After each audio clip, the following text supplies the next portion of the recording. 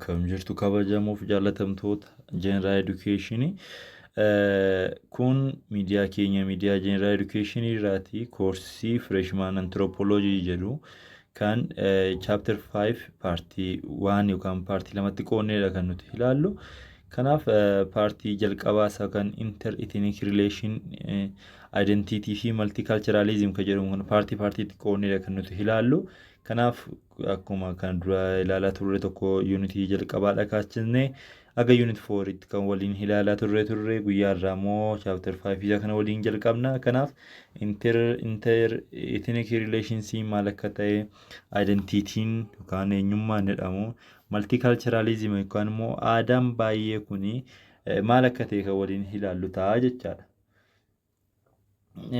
Kanaaf egaa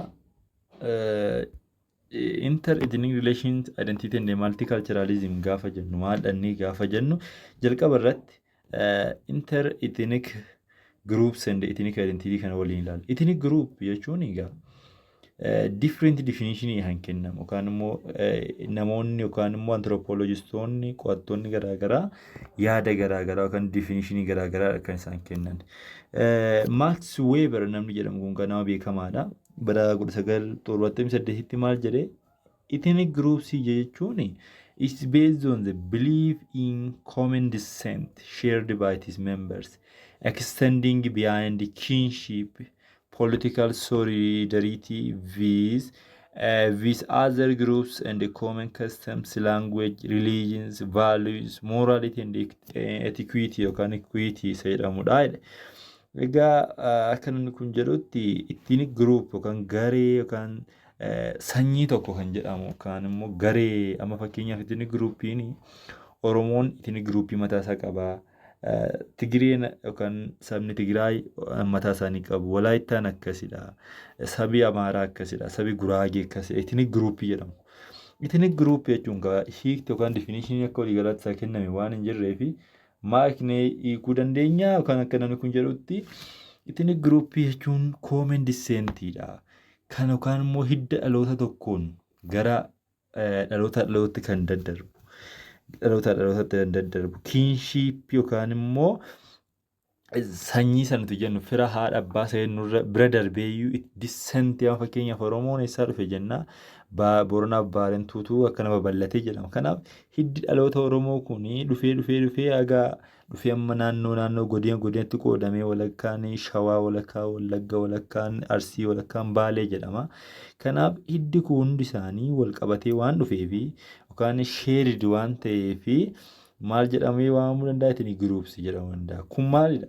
Extend behind kinship. Kinship jechuun fira dhiigaa ta'uusaa yookaan immoo abbaa haadha tokkorraa dhalatanii akka babal'achuu qofa osoo hin ta'in garee ganaa yookaan common descent warra qabanii political solidarity yookaan hooggansa siyaasaa tokko jala warra jiraatan qofa osoo hin ta'in common custom kan qaban afaan tokko kan qaban amantii tokko kan qaban duudhaa tokko kan qaban safuu tokko kan qaban itikiitii tokko kan qaban kun hunda isaanii bira darbee maal common descent bakka kan qabanidha walumaa galatti jedhee.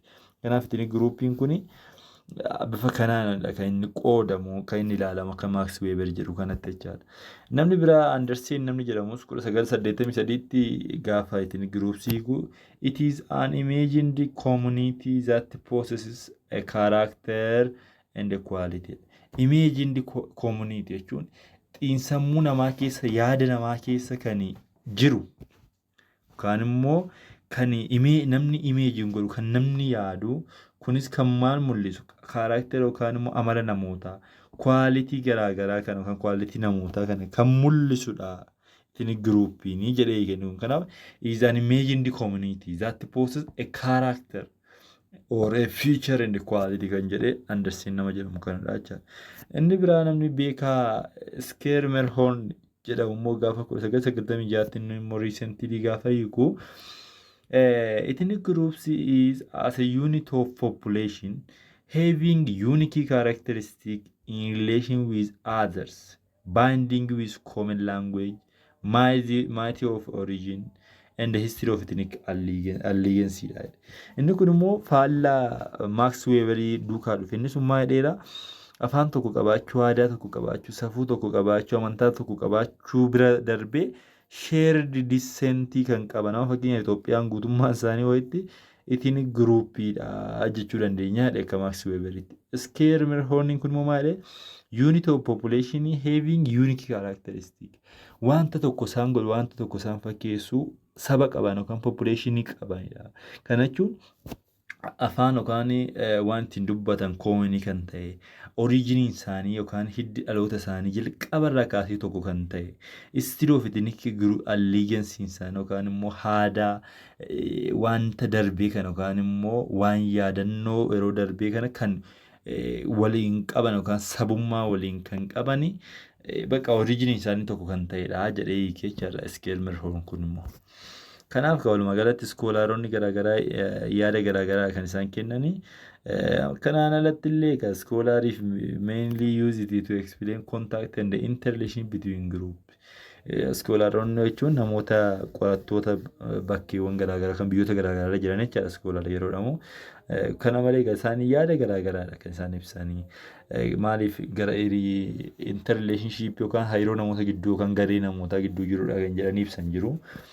Fakkeenyaaf F Baarzi kan jedhamu 1969 ethnic group akkamiin define godhe gara biraani self defined group based on subjective factors and fundamental cultural values chosen by members from their past history or present existing condition in which members are aware of and in contact with other ethnic groups.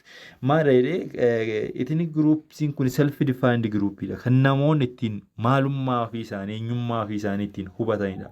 Subjective factor dha, objective osoo hin ta'in subjective factor bakka keessa namootaa kan jiru kan namoonni eenyummaa isaanii sanyii isaanii ittiin beekanidha. Kan isaan lammii walii ta'uu isaanii ittiin beekanidha.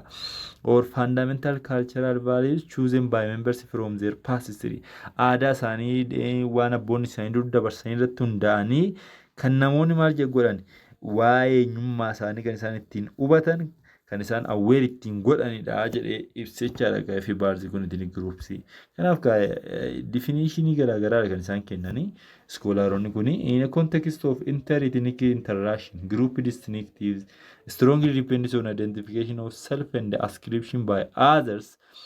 And the members of certain ethnic groups will be evaluated in accordance with their performance of the value standard and the position of critical features designed the group against others.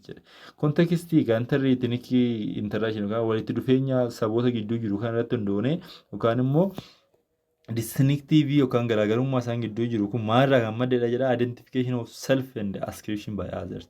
Mataa ofii eenyummaa ofii adda baafachuu yookaan immoo wanta fundamental ta'e kan zarii isaanii eenyummaa isaanii kana ibsu kan namoonni ittiin adda baafatanii yookaan immoo ethnic group yookaan garee isaanii yookaan immoo hidda isaanii hidda dhaloota isaanii irratti hundaa'anii kan namoonni maal godhan fakkeenyaaf namoonni baay'ee performaansii nuti sanyii akkasiidha zaree akkasiidha nuti warra akkasiidha kan jedhan hin jiraatu value standard warra safuu akkasii eeguudha position akkasii warra akka eeguudha jedhanii amala garaagaraa fiicharii garaagaraa kan namoonni ittiin agarsiisan maddi isaa kun isarraa dhufedha ittiin groups isaanii yeroo ilaalanidha jechaadha. Kanaaf ethnic groups kun dhiibbaa guddaa akka geessudha yookaan sammuu namaa keessatti jechaadha. Ethnic groups constitute an identity as defined by outsiders who do not belong to the group but identify it as different from their own groups and by insiders who belong to the same group. Egaa ethnic groups gaafa jennu constitute kan waan kana murteessu kan decisionii garee kanaaf kennu maadhaa outsiderii yookaan immoo garee uummata kana alatti groups kana keessa nama hin jirre yeroo baay'ee. Garuu jedha identity it as different from their own group maal jedheetu kenna identity yookaan eenyummaa garee ofiisaarraa own group isaarraa adda ta'e akkuma kana eenyummaa inni ittiin of beekurraati adda ta'eenii akkamittiin gareen hawaasa tokko kan gareen ittiin groupsiin tokko akkamittiin amala akkamii akka qabaatan akkamittiin itti akka waliin bulan akkamittiin akka wal wajjin jiraatan kana hundumasaa kan decisionii kennu kan constitute godhuudha nama outsiderii ta'e kan inni ta'edha kan inni dubbatu jechuudha. This generally becomes the basis of mobilizing groups consciousness and the solidarity and the which in certain situation result in political activity. Kun hundi isaanii gara kamitti dhufee boodarra groups consciousness yaada wal fakkaataa ta'e yookaan immoo awareness wal fakkaataa ta'e akka gareen akka uummata tokko xamanuti akka uummata Oromoo yaada kan consciousness tokko hin qabaanne waan irratti walii gallu waan irratti akka walii galaatti fakkeenyaaf Oromoon Shawaa qofti yoo miidhamee ta'e Oromoon Arsii Oromoon Baalee sababa maqaan isaaniitiin giruupiin isaanii akka waan tokkootti akka walitti waamamuuf jecha gara kamitti dhufe giruupii consciousnessiitti dhufe dhimmi naannoo tokko kaan immoo godina tokko jala ture akka waliigalaatti akka dhufu solidarity waa'ee mirga ofii isaaniif falmachuun kun akka waliigalaatti kan political activity keessatti gara kamitti dhufe akka waliin akka ta'etti jecha waliin jecha dhimma waliin akka ta'etti akka ilaalamutti dhufe jechaasaadha. Hutchinson Smith namoonni jedhaman kun kaa anthropologistoonni kun maal godhani 6 main feature is that the definition of ethnic groups predominantly consists walumaa galatti kaa definition yookaan ethnic groups gareen ethnic group jedhamu kun amaloota jaakka qabudha kan isaan dabaasan inni jalqabaa garee kana jechuun namni tokko garee ethnic group tokko keessatti qoodamuudhaaf yookaan immoo ethnic groupiin tokko yookaan gareen hawaasa tokko of danda'ee eenyummaa mataa isaadhaan bulaadha yookaan of beekaadha yookaan immoo garee of danda'edha jedhamee waamuudhaaf amaloota kana jaan qabaachuu qabaa jedhu. Inni jalqabaa common proper name qabaachuu qaba. Maqaa ittiin isa ittiin wal waamu maqaa ittiin beekamu tokko qabaachuu qaba. Proper kan ta'e jechaadha. Inni kan maal ga'u kana ittiin adda isa baasu kan ittiin of ibsu kana essence of the community. Bakka eenyummaa namoota sana hundumaa kan ibsu maqaan beekamaa tokko jiraachuu qaba. Fakkeenyaaf nuti Baalee irraa dhufnu, nuti Arsii irraa dhufnu, nuti Wallagga irraa dhufnu, Shawaa irraa dhufnu common proper name keenya kamidha Oromoo kan jedhamu. Biyya kam yoo dhani kan nuti itti wal beeknu maalidha Oromoo kan jedhamu. Kanaaf common proper name tokko sabni tokko hin qabaata taanaan sabi sun maalidha ethnic groupii tokko hin qabaata. Inni lammaffaa a mighty of common ancestry that includes the idea of common origin in time and the place and that gives an ethnic group sense of fictive kinship. Kan wal isaan fakkeessu common ancestry origin yookaan immoo maddi isaanii dhufaatiin saba kanaa maalirraa akka ta'e kan irratti walii galan common kan ta'e yookaan immoo dhufaatiin jara kanaa eessaa akka ta'e fakkeenyaaf sabi Oromoo jalqabaanii baarentuuf Booranaa baarentuu kan jedhamu ture. Sabi kuni achirraa qabee maalidha fictive kinship isaanii baarentuun ijoolleen mas qaba, Booranni ijoolleen mas qaba. Kun dhufanii boodarra Shawaa, Boorana, Wallagga, Gujii jedhamanii qoodaman kan jedhamu fictive kinship hin jira, common ancestry hin jira. Kanaaf common ancestry kana hin qabu taanaan sabi kuni maaliin qabachuudha ethnic groups jedhamee waamamuu hin danda'u. Inni tokko ani Indiyaadhaan buqqee dhufe, inni tokko Awurooppaadhaa dhufne, inni tokko Ameerikaadhaa dhufe dhufaatiin saba kanaa jedhee Oromoo inni irra itti jedhamee waamu kun Baaleen akkana jedhaa, Booranni akkana jedhaa, Gujiin waan garaagaraa odeessa taanaan common ancestry hin qaban. Sababa kanarraa hanga ethnic groups jedhamanii waamuu hin qaban. Kanaaf common ancestry waliin qabaachuu qabu. Bakki isaan itti irraati maddan yeroon isaa iddoon isaa common ta'uu wal fakkaachuu qabaa jechaadha. Inni kan biraan shared historical memories. Aadaa uumama isaanii keessatti yookaan bara jireenya isaanii keessatti yaadannoo yookaan histirii waliin qabaatan yookaan wal fakkaataa ta'e hin qabaatu. Gaafa akkana jennu akkaataan aadaa isaanii, akkaataan afaan isaanii, wantoonni paastii yookaan yeroo darbe keessatti isaan waliin qabaatan fakkeenyaaf seenaa gootota isaanii yookaan immoo heroes history taateewwan garaagaraa event history commemoration isaanii wal fakkaataa yoo ta'e wanta isaan yeroo durii keessatti waliin dabarsan naannoo afaan isaan waliin dubbatan lolli isaan irratti waliin ba'an kun hin jiraatu taanaan maal qabu jechaadha historical memory wal fakkaataa hin qabaatudha. Kanaaf ulaagaan sadaffaa ethnic groups itti qoodamuudhaa fi common kan ta'e historical memory qabaachuu qabu yookaan shared kan waliif argisa. Amma yeroo duriitti sabi Tigree fi Eertiraa afaan tokko afaan baay'ee walitti tokko dubbatu aadaa wal fakkaataa tokko qabu turanii amantaa akkasii qabu turanii wal wajjin lolanii wal wajjin waan godhanii yeroo ammaa gargaraa ba'an iyyuu malee jechaadha. Kanaaf sabi kuni yeroo sanatti maal turan saba tokko yookiin giruupii tokko turanii garuu yeroo ammaa kanatti gargar ba'aniiru. Kanaaf amma jarri kuni akka kiraateeriyaan kun jedhutti yookaan immoo fiichariin kun jedhutti koomen historikaal miimooriyaa waliin qabaniif akka ittiin giruupii tokkotti waamuu danda'u. Garuu ulaagaan inni kaan immoo gargar isaan qoodeera waan ta'eef yeroo ammaa takka jechuun dandeenye. Walumaa galatti sheerid historikaal histirii jechuun yeroo duriitti seenaa waliin dabarsan tokko qabaachuu isaaniidha jechaadha. Kabiraan inni afuraffaan jaha keessaati waan Oromoo of element of common culture aadaawwan wal fakkaatan feetoo aadaa uffannaa, feetoo aadaa sirbaa, feetoo dubbannaa kana jechuun amantiidhaan haa ta'u, duudhaadhaan haa ta'u, afaaniin haa ta'u kan hundumaadhaan waan ittiin wal fakkaatan tokkoof isaa ol qabaachuu qabu. Kanan qabaatan taanaan afaan garaagaraa dubbatu taanaan amantaan isaanii baay'ee irraa garaagara taanaan haalli duudhaa isaanii isaan ittiin safuun isaan biratti beekamu baay'ee irraa garaagara taanaan saba kanaan itti giruupii tokko jennee waamuu hin dandeenya. Ammatuu fudhanneeti saba Amaaraaf saba Walaayittaatu fudhanneeti afaan isaanii garaagaraa amantiin baay'ee warra saba Amaaraa biratti beekamu amantii kiristaanaadha. Amantiin baay'ee Walaayittaa biratti beekamus kiristaanaa ta'ee garuu pirootestaantiif ortodoksii kan jennudha. Amantaadhaan baay'ee garaagara afaan isaanii garaagara. Safuun naannoo Amaaraatti beekamuu fi naannoo Walaayittaatti beekamu baay'ee garaagara. Kanaaf saba kanaaniitiin giruupii tokko kaa'uu hin dandeenyu jechuudha. Kanaaf walumaa galatti fiichariin afuraffaamaadha. Elementii yookaan immoo aspektii of common culture waliin qabaachuu akka isaan qabanidha jechaadha. Kunis afaaniin ta'uu danda'a, amantaadhaan ta'uu danda'a, duudhaadhaan, aadaadhaan ta'uu danda'a, uffannaadhaan, sirbaan ta'uu danda'a jechaadha. Inni kan biraa linkii with a homeland lafa jireenya isaanii wal qabate jechaadha. Bakka irra jiraatanii wal qabate. Amma fakkeenyaaf sabi Oromoo lafti isaa bahaa kaasee haga dhiyaatti jiru hundi isaa Harargeedhaa kaasee haga Wallaggaatti kan jiru sabi gidduu galu hin jiru. Sabi dhufee gidduu galu hin jiru jechuun qarqara daangaarra yoo jiraatan iyyuu malee lafti isaanii kun wayitti hidhata. Kanaaf liinkii wiize hoomlaan bakka jireenyaadhaan wal qabatee kan walitti dhufeenya wayitti hidhata qaban jechuudha. Not necessarily it is physical occupation by the ethnic group. Only it is symbolic attachment to the ancestral land as with diaspora people.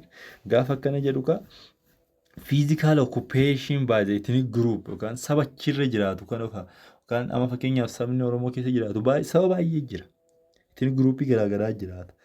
Garuu warri dura achirra jiraachaa turanis warri abbaa lafa sanaa jedhamanis hundi isaanii maalidhaa saba tokko irra ethnic groupii tokko irra turanidha. Kanaaf warra har'arra jiran yookaan hojiidhaaf dhufanii occupationaadhaaf waan garaagaraa dhufanii jiraatan osoo hin ta'in sabni achirratti indigenous ta'e kuni symbolic attachment qabaachuu qabu jechuudha. Kanaaf linkii with homelandin criteria tokkodha. Inni kan biraa sense of solidarity. Sense of solidarity jechuun on the part of at least some sections of the ethnic population. Akka hojiin sanii fi ismis kun jedhanitti sense of solidarity jiraachuu qaba. Saba kana kan jara kana jidduu kan ittiin maal ta'an ittiin duudhaa isaanii eenyummaa isaanii ittiin mul'isan jechuudha. Bakka gootummaa isaanii kan isaan ittiin mul'isanii mirga isaanii eeggachuu isaanii kan isaan ittiin mul'isan sense of solidarity jiraachuu qaba. Kanaaf ulaagaan kan arfaa yoo guute isaan tokko ethnic groups jedhamee waamuu akka danda'udha. Ethnic identity gaafa jennu immoo ethnic identity immoo is affiliative construct where an individual is viewed by themselves and by others as belonging to a particular ethnic or cultural group. Ethnic identity gaafa jennu immoo affiliative construct yeroo iddootti namni tokko eenyummaa ofiisaa yookaan immoo ofiisaatti view of godhu of ilaaludha. Namoota kaan iddoon itti ilaaludha. Fakkeenyaaf eenyummaan kun maalidhaa Oromoodha. Yookaan immoo eenyummaan kun Guraageetu hin ta'eeti. Kanan ittiin view of godhu maalidha? Ani Oromoo ta'uu koo yookaan immoo Guraagee ta'uu koodha. Kana jechuun warra kaaniin immoo aazersiidhaan yookaan ethnic groupsii warra biraadhaan nama Oromoo ta'e tokko eenyummaan isaa Oromoo ta'e tokko inni kun maal koodhaan jedha ethnic groupii koodhaan jedha. Isaa Oromoo hin taane immoo inni kun ethnic groupii koo miti jedhee adda baasa waan ta'eef akkaataan itti yookaan immoo akkamitti akka nam tokko ittiin of ilaalu. Eenyummaa nama tokko kan ibsu identiitii isaadha. Kanaaf ethnic identitiin affiliative construct where individual is viewed by themselves by themselves and by others. Eenyummaan namni kamiyyuu ittiin na beeku maal iddoo kamittuu ani Oromoo ta'uu koo maaliif afaan dubbadhu bakka itti dhaladhee guddadhe Oromiyaa keessa waan ta'eef sabi kamuu kamittiin na beekaa Oromoo ta'uu koo kanaaf kan na ibsu jecha fakkeenyaaf ani Tigraay keessatti dhaladhee guddadhe taanaan eenyummaan ittiin beekamu kan namoonni ittiin na ilaalan kan ittiin of ilaalu kan view by themselves and by others ka jedhu kun akkaataa namoonni ittiin nu ilaalan akkaataa nuti ittiin of ilaallu jecha kun maalidhaa Tigree ta'uu koodha jecha kanaaf ethnic identity'n eenyummaa nama sanaa namni sun ittiin beekamu biyya kamuu dannaan kan irraan geeddaramne jechaadha. An individual can choose to associate with a group especially if other choices are available. Namni kamuyyuu fakkeenyaaf eenyummaa lama qabaachuu hin danda'u. Garuu fakkeenyaaf namni tokko miiksii ethnikii jira sana fakkeenyaaf biyyoota akka Indiyaa fi Paakistaan jedhaman keessatti maaltu jira? Namni tokko abbaansaa yoo Indiyaa ta'e haatisaa Paakistaanii taate namni kun maal ta'e miiksii ethnikii qaba ethnikii identity qaba. Kana jechuun eenyummaa lama qaba. Abbaansaa maalidhaa Indiyaadhaa haatisaa Tigireedha. Akkuma abbaansaa Indiyaadhaa haatisaa Paakistaanidha. Kanaaf sabni Paakistaanii fi Indiyaa jedhamu kun identity garaagaraa qabu waan ta'eef namni kun maal godha yaaltakkatti mixed ethnicity qabaatee jecha kanaaf individual can choose to associate with a group especially if other choices are available kan biraa eenyummaan ittiin waan sana argatuun jiraata taanaan ethnicity sana choose gochuudhaaf mirga akka qabudha jecha. Affiliation can be influenced by racial, birth, symbolic and cultural factors. Affiliation yookaan immoo argachuun isaa kun mirga isaa kana yookaan immoo eenyummaa isaa kana feetu karaa sanyiidhaan ta'uu danda'a, reesiidhaan ta'uu danda'a, kan biraan dhalootaan ta'uu danda'a, kan biraan simboolik waan isa agarsiisu tokkoon ta'uu danda'a, kaalcharaal faakteriidhaan ta'uu danda'a. Raashaal faakterii gaafa jennu kan sanyii dhalootaan gaafa jennu involve the use of physiognomic or human face and the physical characteristic. Birth factors refer to homeland and the ancestral home or origin of individuals, their parents and the kin.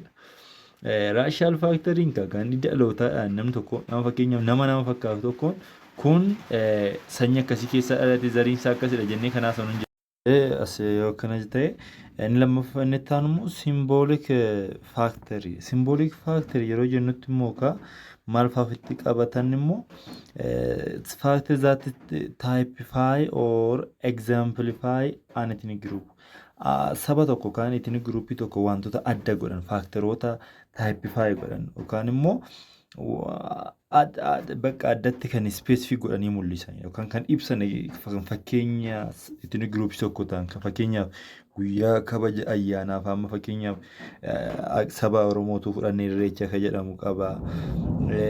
Sabii Amaaraa qofaasaatti, Tigireen qofaasaatti bakka sabni garaagaraa holideeyii mataasaa qaba waan ta'eef saba sana kan ittiin adda godhu yookaan immoo kan ibsu ayyaana ittiin kabajatu qaba. Aadaan nyaata isaa akkuma kan uffannaa isaa aartifaaktis yookaan mi'oota garaagaraan itti fayyadamu kun hundi isaanii maalidhaa? Saba sana ibsu waan ta'eef bakka bu'ee saba sanaadha yookaan simboolii saba sanaadha jecha. Kanaaf ethnic groupiin tokko kana qabaachuu qaba jedha. Symbolic ethnic identity kun usually implies that individuals choose their identity. However, to some extent, the cultural elements of the ethnic or racial group have a modest influence on their behavior. Egaa symbolic ethnic identity warra nuti jennee kakaasaa jiru kun hundi isaanii maalidha kan isaanii adda baasanii mul'isanii individual choose their identity yookaan immoo aadaa isaa sana yookaan eenyummaa isaa sana ethnic group isaa sana namni sun akka inni choose godhu akka inni filatuufidha. Haa ta'uyyuu malee cultural elementoonni kun yookaan immoo warri nuti amma as jalatti agarsiifne kun hundi isaanii maalidha? Ethnic group sana yookaan raashiyaa group sanaa fi modest influence on their behavior amala isaanii irratti dhiibbaa hin geessisu. Sabi tokko akkaataan uffannaa isaa yookaan of clothing gitu fudhanneeti naannoo isaatti kan inni beekee jiraatu kan inni ittiin bulaa turee fi saba biraa keessa dhufee aadaa uffannaa kan biraatu bareeti. Sabi kunatti maal godhaa? Amalli inni bakka inni itti dhalatee guddatee aadaan keessatti dhalatee guddatee suni influence akka isa godhu ibsaa jechuusaadha. On the individual level, ethnicity is a social psychological process which gives the individual a sense of belonging and identity. Akka nama dhuunfaa tokkotti egaa ethnicity yookaan eenyummaa gaafa nuti jennu social psychological process. Sammuu yaada namaa keessatti maalima garee saba tokkotti belong ta'uusaa, garee eenyummaa saba tokko keessatti eenyummaa ofiisa sana beekuusaadha jecha. Kanaaf amma biyya kamiyyuu naqe kan belong ta'u maadha saban keessatti dhaladhee guddadheedha yookaan eenyummaan dhaloota koon eenyummaan ijoollummaa kun argadhe sanattidha jechaadha. Kanaaf sense of belonging saba ofii eenyummaa ofii naannoo ofiitti dhalate tokko nama biyya ofii dhalate tokko maal godhaa seensi belong ofitti gochuu identity eenyummaa ofii sana wajjin dabarsuudhaa fi yookaan wajjin mul'isuudhaa fi belong akka ofitti gochuu kana seensi akkasii nama keessatti horaadha. It is of course one of a number of social phenomena which produce a sense of identity. Koorsii yookaan immoo ethnic grouping kun kaa social phenomena yookaan walitti hidhata namootaa keessatti interrelationii namoonni addunyaa kanarratti uuman keessaati sense of identity yookaan immoo eenyummaa fi sanatu jennu sabboontummaa sanatu jennu kana keessa namaa kan kaa'udha jechuudha.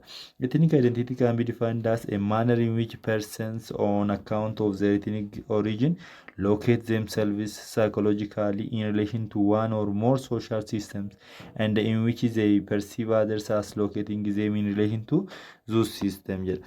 Ethnic identity kun akka maalitti ilaalamaa kan nam tokko ethnic origin isaa madda isaa sanyii isaa sabni isaa eessaa akka dhufe iddoo ofiisaa immoo psychological yookaan immoo imeejiin kan inni of godhu saba sana keessatti akka ta'e social systemii tokko yookaan immoo saba keessatti jiraatu akka sirna saba sanaatti akka deddeebi'u safuu sana akka qabutti aadaa sana akka beekutti ofiisaa immoo kan perceive godha kan biraani warra kaaniin alatti kan inni itti locate keessatti of godhu saba yookaan ethnic identity ethnic group isaa keessatti akka inni qabaatu kan miira akkasii seensa akkasii akka inni qabaatuuf ethnic identity kun maal godha influence godha jechuudha.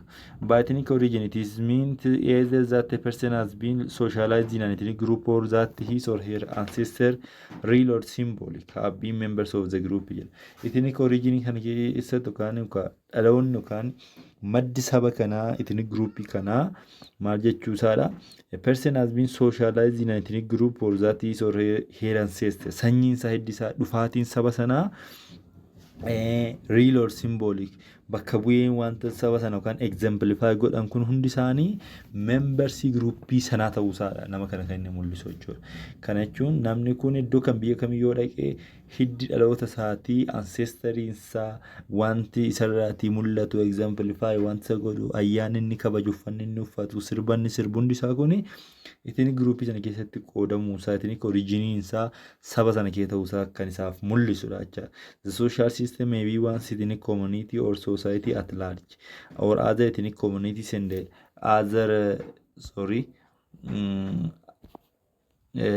other ethnic societies, ethnic communities and their societies or groups or a combination of all these. Kan hundi akkaataa kan ofitti qabatudha. Social systemiin kuni one ethnic community or society at large guutummaa saba sana kan ofitti qabatudha jecha. Locating oneself in relation to a community and the society is not only a psychological phenomenon but also a social phenomenon in the sense that the internal psychological states express themselves objectively in external behavior patterns that come to be shared by others. Egaa locating oneself yookaan eenyummaa ofii kana saba tokko keessatti of ilaaluun kuni keessa ofii yookaan xiinsammuu qofa waan yaadan qofa osoo hin ta'in social phenomenon yookaan hawaasa keessatti jiraatan kana keessatti maalidha eenyummaa fi objektiivii baasanii agarsiisu baasanii mul'isu wanta saba sanarraati sheerdite aadaa saba sanarraa afaan saba sanarraati sheerdisaaf ta'e kana mul'isuu keessatti illee kan qooda qabaatudha jechuusaadha.